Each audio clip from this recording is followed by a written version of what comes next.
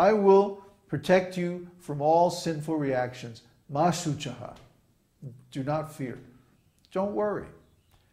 Don't even doubt for a second that this process of surrender is going to protect you and give you everything you're looking for.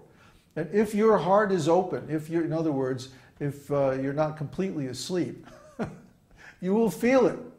Whenever you chant Krishna's holy name, or whenever you try to please Krishna in any way, you'll feel his response, his reciprocation. That's the wonderful thing about this devotional service. It's not just theoretical. It's practical. It's every minute of every day. Krishna can respond to us instantly if we please him. And even if we don't please him, if we simply try, then we'll get more facility in the future, which means we'll understand things better. We'll get a better grip on the knowledge of the esoteric teaching, or we'll come in contact with someone who can show us, who can teach us, who can give the example of how we can surrender to Krishna. The key is to make the life purpose, to make our reason for living, to please Krishna. If we love Krishna, just like if we love a person in this material world, we make it the purpose of our life to please them, isn't it? I see so many people who are married and have families, and they're working like dogs just to support the family, put the kids through college, have a nice house, a nice car, nice, sense enjoyment for their family members.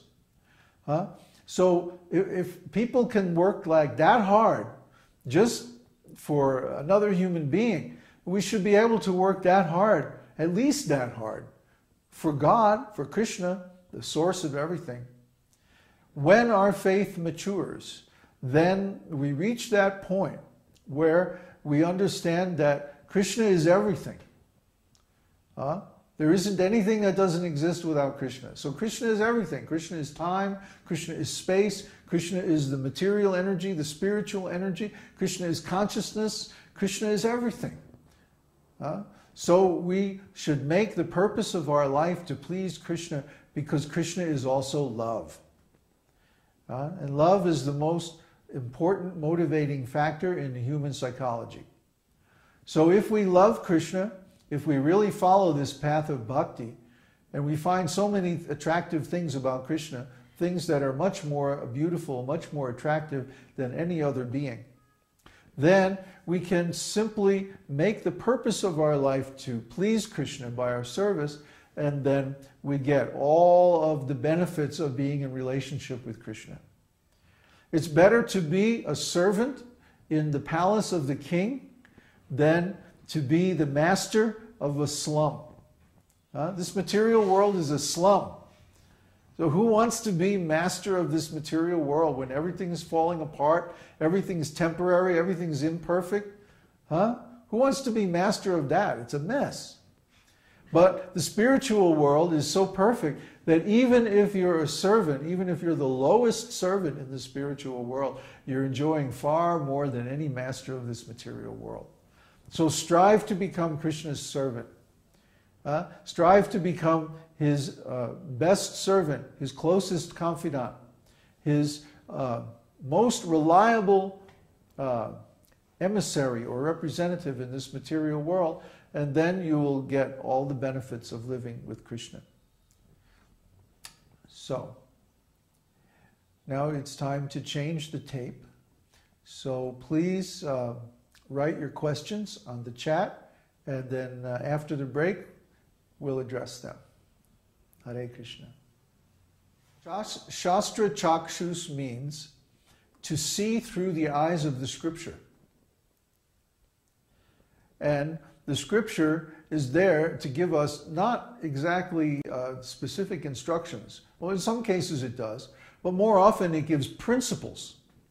Principles by which we can understand what is going on or what is the right thing to do. Okay? So let's say a situation comes up where we have to think over several alternatives and decide what's the right course of action to take. Like, for example, right now we're getting ready to make a big road trip. And so there's so many details to take care of. No human mind is big enough or has a good enough memory to think of everything. Huh? You always get halfway down the road and realize, I forgot this or that. You know? And one of the biggest problems that we've been thinking over is whether we should get expensive repairs done to our vehicle. We took it down to the local dealership and we had them put it on the analyzer and run all the tests and everything. And basically it came back with a clear bill of health, except there's a problem with the power steering and the front suspension. So should we spend a lot of money to get this fixed? They were quoting like, what was it? One part was $1,000. I mean, they were quoting this outrageous amount of money. So we sat around, thought about it for a minute, and it was like, don't get the work done here. Just get the diagnosis done, and then take it to a cheaper mechanic. Now that you've had the dealer go through it, they have all the manuals, they have the analyzer, they have all this stuff. And then we can take it to somebody else to have, once we know what needs to be done, we can have the work done somewhere else where it's cheaper. And so, we spent $100 on having it diagnosed. But then we went down the street to this other mechanic, and he agreed to rebuild the part instead of replace it for like 15% of what the cost would be if we had it done at the dealer. And what happened? It wound up taking a few more days. Instead of leaving today or tomorrow, we have to leave Tuesday or Wednesday. That's all.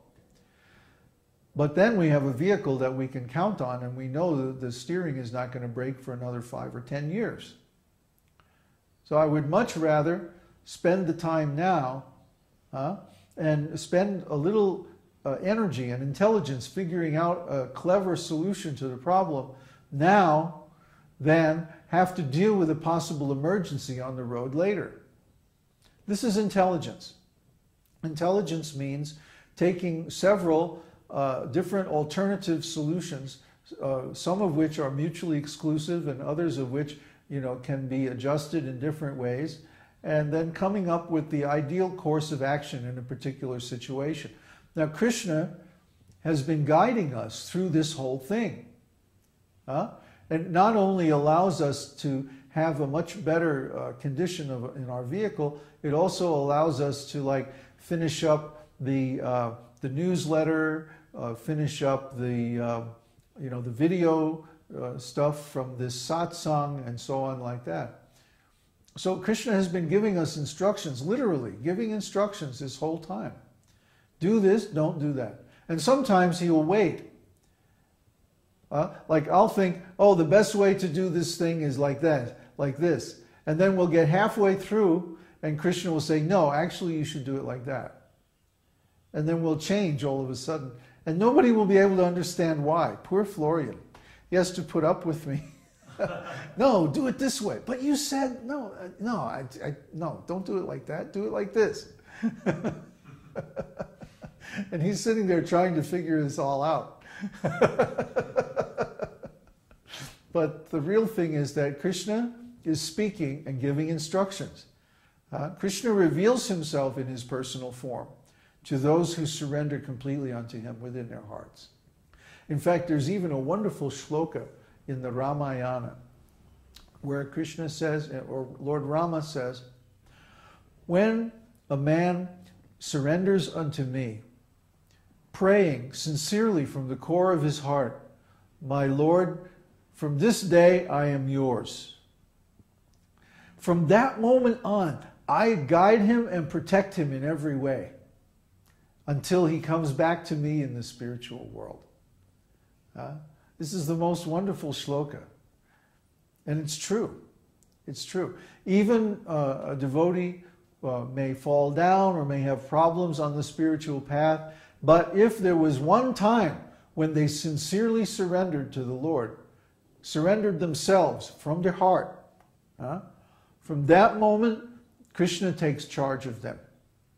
And all they have to do is relax their mind and let him through. And he will give them the instructions that are required to perform whatever is their service.